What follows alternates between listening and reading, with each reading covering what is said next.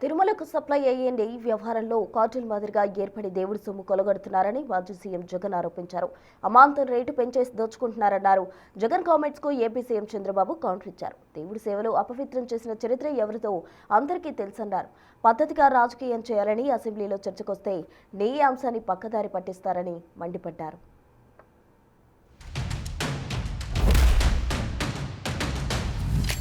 చివరికి తిరుమలకు సప్లై అయిన నెయ్యి వ్యవహారంలో కూడా మా పార్టీ నుంచి మా ఎమ్మెల్సీలు అడిగిన ప్రశ్నలు చంద్రబాబు దగ్గర నుంచి సమాధానాలు రాలా. దీనికోసం ఒక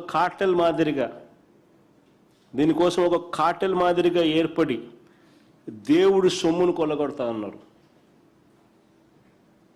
ఒక కార్టెల్ మాదిరిగా ఏర్పడి దేవుని సొమ్మును కొల్లగొడతా ఉన్నారు.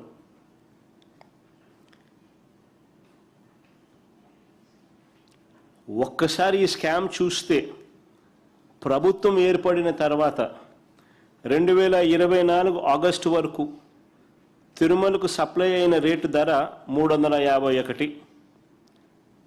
ఆ తర్వాత 2025 జనవరి 31కి ఈ రేటు అమాంతంగా 513కు పెరిగింది.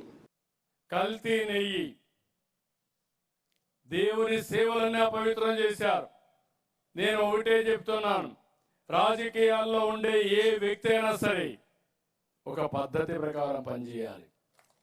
అలాంటి కార్యక్రమాలు చేస్తే అసెంబ్లీలో చర్చకొచ్చి ఇష్టానుసారంగా మాట్లాడతారు, పక్కదారి పట్టించడానికి ఆలోచిస్తారు.